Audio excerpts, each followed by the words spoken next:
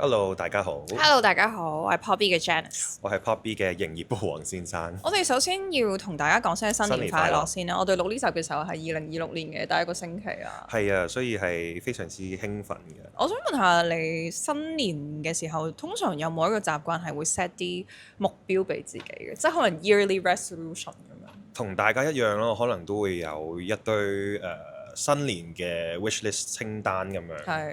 咁但係我就會用一個比較環保啲嘅方式嘅，因為vision board 呢件事咧，唔知大家有冇？你有整 vision board？有㗎，我有一個電子版嘅，咁就喺電子Instagram 嗰度咧，就會 save 低啲，譬如想去嘅地方啊，想食嘅嘢，或者係想買嘅嘢，即係嘗試嘅穿搭咁樣。咁可能我哋都講翻，因為其實我本身自己姓黃啦，即係黃色嘅黃啦，所以顏色上面咧，我都係會有啲挑選嘅，即係唔知點解唔多唔少有陣時細個咧買嘢啦，即係唔係話衫啦，可能買書包啊，或者係而家有陣時唔多唔少咧揀嘅嘢都會跟翻黃色呢件事。即係係咪因為咁樣需要你染個黃色？呢個係金色嚟嘅，首先係啦。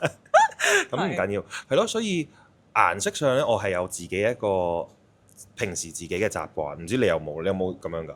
但其實我覺得我平時嘅穿搭算係幾沉色嘅，即係我都係黑白灰啦。最近就加入咗，好似今日我着住呢件有啲藍色，即係淺藍色，因為我發覺啊，原來好似呢個藍我都 OK， 即係都 carry 到啦，同埋好似有啲會令到個皮膚白啲咁樣，所以我最近都會入手多少少呢類嘅顏色。跟住我咁啱見到啦，因為 Pinterest 就尋日出咗去2026年嘅 trend 啦嘅 forecast 啦，咁佢就其中有講話 ice blue 都係今年會流行嘅一個顏色，跟住就覺得好啱，係啊，就係呢隻色啦。咁我考下你，你知唔知其實 Pantone 每年都會出Colour of the Year 咁樣？我哋有出 post 嘅。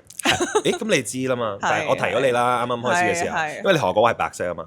係。但係其實人哋有個名咧好威喎，叫係乜嘢？Cloud Dancer，which is 我哋而家呢條褲。就係你呢條。我哋係有，我哋都夾咗喎，唔小心係咯。但係其實我想講，你今日揀嘅呢套 outfit 咧係同你平時冇乜分別。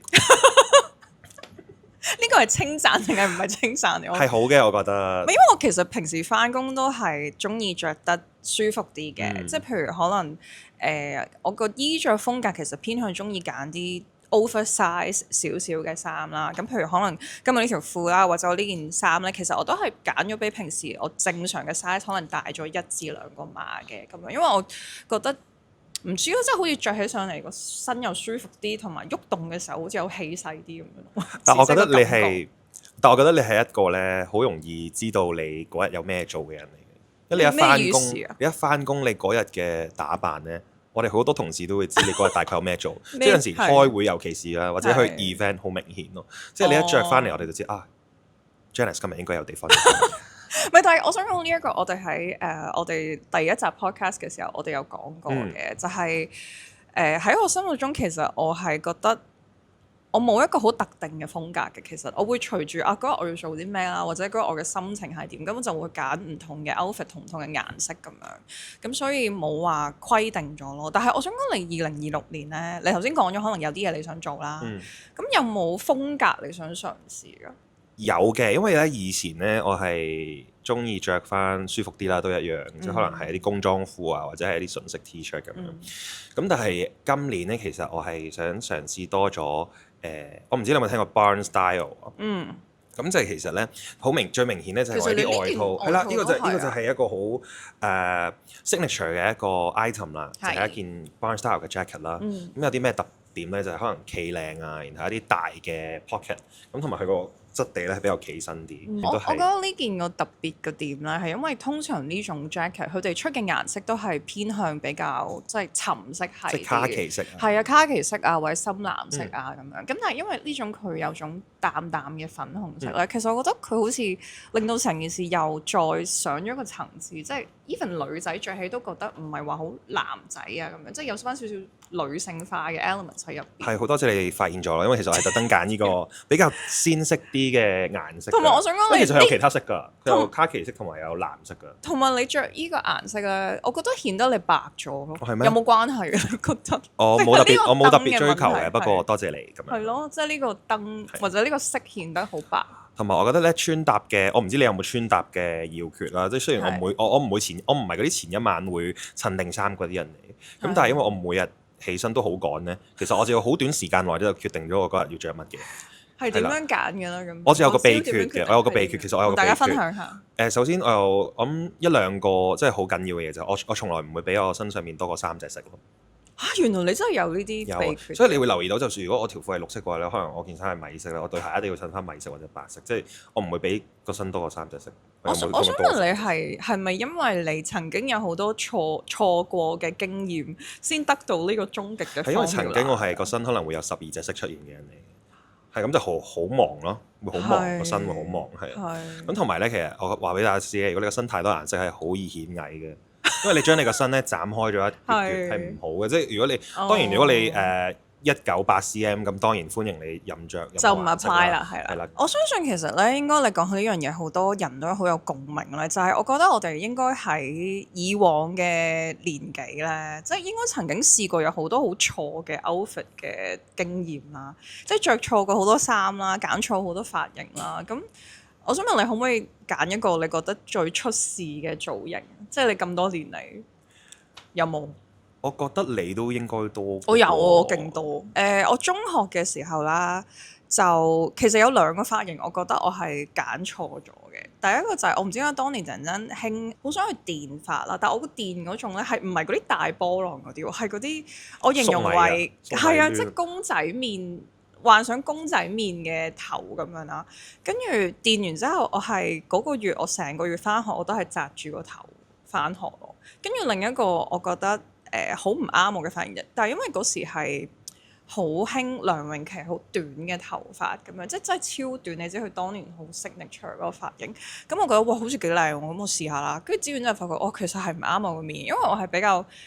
塊面係比較闊嘅咁樣，咁條頸又唔係好長啦。跟住我剪咗個短頭髮之後咧，我完全係覺得點算啊咁樣啦。你都係髮型多嘅喎，咁樣你髮型。其實衫即係 outfit 嚟講，我其實都有嘅，就係我會避免着樽領嘅衫，因為都係翻去個身形嘅問題，即係可能如果條頸唔係特別長啦，咁着樽領嘅衫其實會顯得你個人再短啲啦。咁所以我通常揀嘅衫都會係個領會闊少少嘅，咁會個比例上會顯得 balance 啲咁樣。咁呢啲就係我試錯咗之後發現比較啱自己嘅風格咯。咁你呢？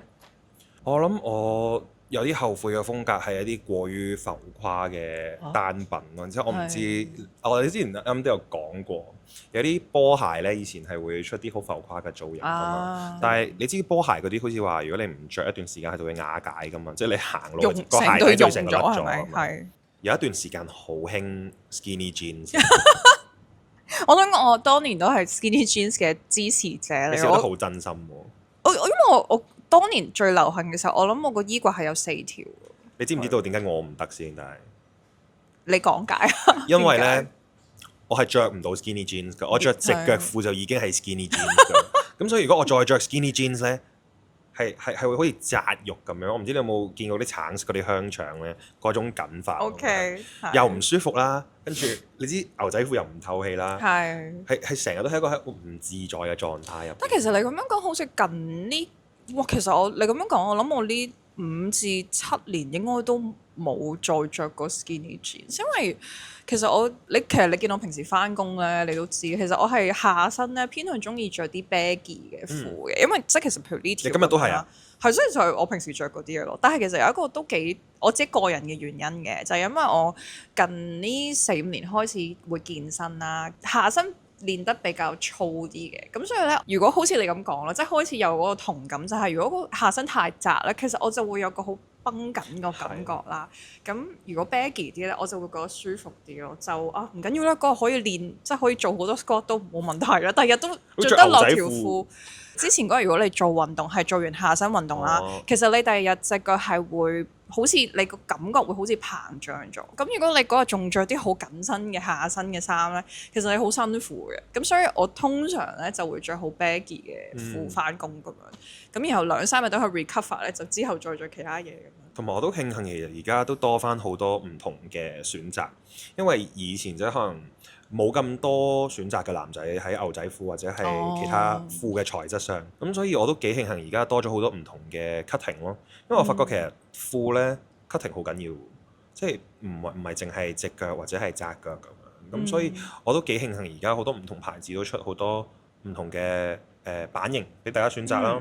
咁就算連我哋而家嘅呢啲咁樣嘅可能 sweatpants 咁樣都有啲唔同嘅 cutting。啱啱鏡頭外都有講話，即係立體咗啦，啲褲會係啦，着落去又會對腳靚你講起呢個，咗。我另外有個自己嘅個人小 tips 咧，可能俾睇緊呢條片嘅朋友咧，即係如果驚着，因為好多時啲人好抗拒着 baggy 嘅 pants 嘅原因係驚，如果會着到好似成個人好冇線條感啊，或者好臃腫咁樣啦。咁我自己本人嘅經驗咧，就係我會，如果我下身係 baggy pants 嘅話咧，其實我通常會盡量嘗試腰嘅位置會露少少出嚟嘅，即係可能上身係一件闊啲嘅衫，但係可能去到腰嗰度會有少少露出嚟嘅狀態咧，咁就會顯得 overall 個 balance 會好啲啦，同埋唔會好似上身又好闊，下身又好闊咁。呢個係我純粹個人自己少少嘅 tips， 大家可以試下。係俾女讀者㗎嘛，男讀者就唔好。男仔都得嘅，我覺得。即係如果講男仔 version 啦，如果你着啲鬆啲嘅褲或者材質比較垂墜感重啲嘅褲咧，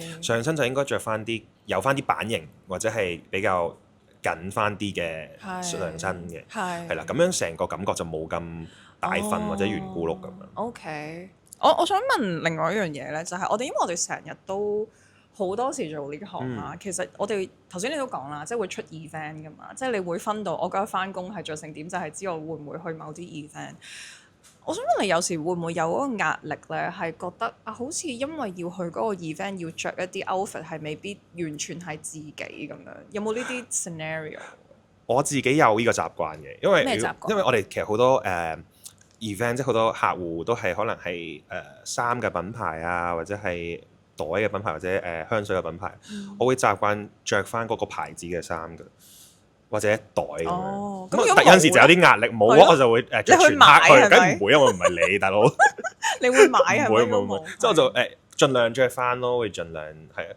我有個心路歷程咧，都可以分享，就係初初入行嗰時咧，我都會好緊張嘅，即係可能嗰晚如果有 party 啦，咁我就會好 dress up 啦，即係可能即係着晒高踭鞋啊，戴晒假眼睫毛咁樣啦。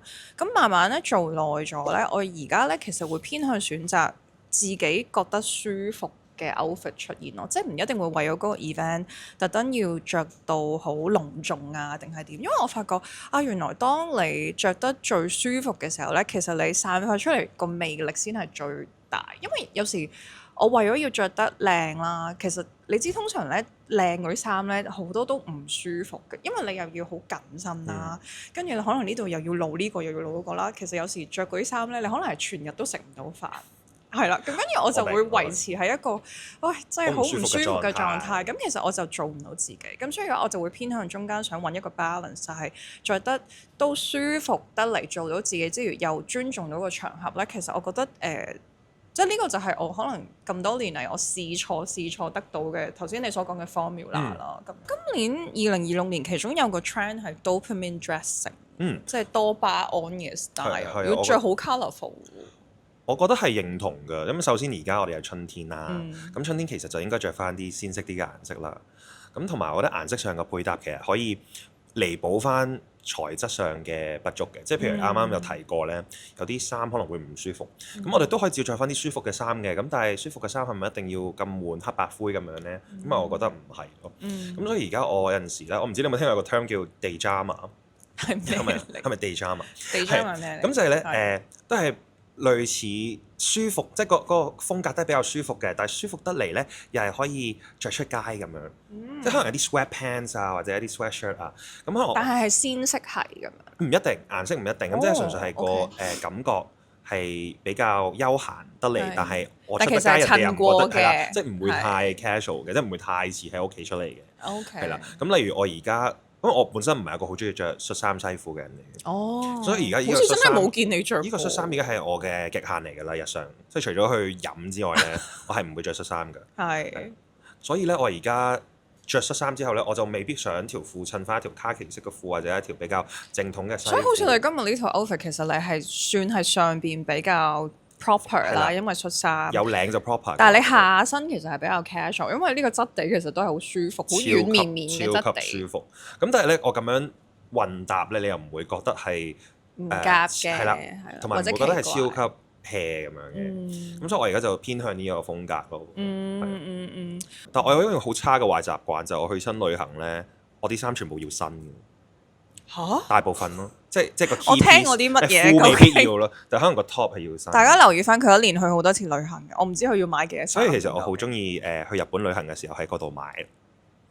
哇！但係呢個係點樣可以做到個心理壓力嘅？因為我成日都好想嘗試呢個習慣啊，但我成日好驚，如果我淨係帶一套衫，跟住之後買啦，咁如果我遇唔啱中意嘅衫，咁點算？咁呢個就係你嘅問題啦，係我嘅問題。係你嘅問題啊！點解咧？即係我要俾挑戰接受能力自己啊嘛唔夠高，我覺得係咪？我可能分享多少少咧，大家我覺得要令到你嘅生活變得更加有趣咧，就要喺日常生活着手咯。 OK 即係譬如去旅行就唔好咁簡單啦，俾自己去得，即係你俾啲挑戰自己，俾啲挑戰自己。即係譬如每日都要有個 theme 啊，同你嘅旅伴。係或者係自己挑戰一啲好比較瘋狂啲嘅 idea，即係可能我早2個月我去日本1日咁樣，咁我就咪唔使，我咪唔使揀其他衫啦，因為我就係得一套衫可以着啫嘛嗰日。但你每次都成功地可以買到啲你覺得着到嘅衫，唔難啊嘛，買嘢你應該都 OK 嘅喎。我好成日好想嘗試呢樣嘢，因為有時咧出 trip 咧，其實襯衫係好嘥時間，同埋好壓個篋個位啦。即係我諗你都有呢個經歷，就係咧你執好晒咁多個 outfit 啦，然後 pack 爆晒個篋啦，但係你去到當地你又遇到好多衫你好想買啦，然後你就唔夠位裝佢哋翻嚟。但係我試過有一次咧，我覺得心理壓力好大咯。即係譬如我帶3套 outfit 咁樣啦，去到第2日啦，如果我出街我都買唔到新衫啦，跟住我就覺得死啦！我聽日着咩啊咁樣？但係我又係一個唔可以同一件衫着2日嘅人，因為係我覺得要洗，係，所以我呢個我可以嘗試考慮擺入去我2026年嘅 resolution， 即係好似你咁講，挑戰自己啦，同埋跳出自己個 comfort zone 咯，即係呢個都可能係其中一個可以嘗試嘅一環。咁你嚟緊2026年有冇啲顏色嘅穿搭分享想俾大家參考下？其實出年今年啦已經，sorry， 今年係喎，今年喎。其實我都想嘗試着得 colourful 啲嘅，因為平時可能我翻工都係主要黑白灰啦，即係都比較悶嘅。咁我今年即係譬如好似今日咁樣，其實呢個淺藍色都我今朝着上身嘅時候都意外地覺得其實都幾襯我咁樣啦。係你嘅顏色。係啦，係原來係我嘅顏色喎。咁我覺得譬如呢種冰藍色，我會今年想嘗試啦。另外因為頭先都講咗，即係 document dressing 會好流行，咁所以其實我都覺得可能想逐少加少少，可能紅色啊、mint green 啊，或者可能橙色啊呢一類，即係唔需要全新嘅，但我覺得可能某一個 item 有呢個色，咁其實都已經即係會令到成個 outfit 出嚟個感覺會唔一樣，即係可能會想嘗試下呢樣嘢。咁你最中意嘅顏色穿搭係咩？有冇㗎？其實我幾中意 mint green 嘅，雖然我好少着，係啦，但係其實我個內心係對呢個顏色係有一種渴望嘅。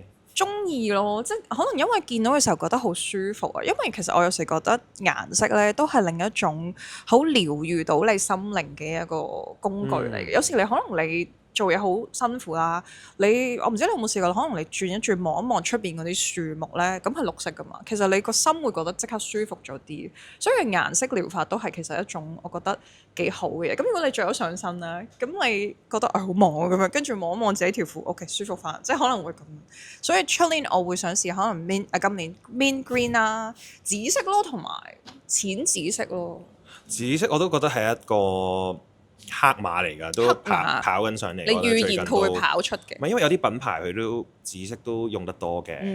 咁同埋我唔知你有冇留意，因為我依件都係 JW Anderson 嘅 collab 啦。咁 JW Anderson 呢個設計師其實佢都好中意啲好實色嘅鮮色嘅，例如佢最近好中意用啲好實色嘅綠色啦，同埋紅色啦。咁但係其實呢啲顏色可能好多人都會覺得好期間限定或者季節限定咁樣，但係我覺得唔係嘅。我有個小撇步就係即係教大家就搭啡色係好有用咯。我好中意用所有顏色搭啡色嘅，即係紅色搭啡色又得啦，黃色搭啡色。其實我呢個都半啡色。所以我見到其實你呢個搭咗個啡色其實係就得咗咯。藍同啡係 OK 嘅感覺。我最中意嘅顏色配搭最安全啦，就係軍綠搭灰色。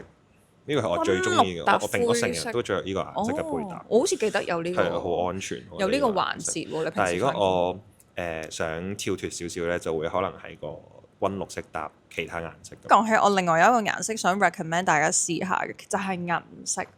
即係大家咧聽銀色好似覺得哇點着啊咁樣啦，但係其實我想講咧，我雖然衫比較少，但其實我有好多袋咧都係銀色嘅或者鞋咯，因為其實我覺得有少少銀色咧去配搭翻個 outfit 咧，其實係好似 highlight 咗成件事嘅。其實今日呢一集主要就係我哋想講下新嘅一年有咩展望啦，最後有冇啲咩展望係想喺呢度做個印記啦，跟住去到年尾嘅時候睇翻呢條片，睇下自己做唔做到咯。你而家快啲講啦，記錄低，到呢個係你嘅 vision board。係，我希望可以同我嘅團隊去再製作多啲有趣嘅內容啦。呢個就係比較官方嘅講法啦。OK，係啦，即係我哋全部人都要參與喺你嘅 vision board 嗰度。係咯，預咗佢哋噶啦已經。OK，試多啲新嘅嘢咯，去多啲新嘅地方，咁然後盡量同多啲新嘅人去接觸咯。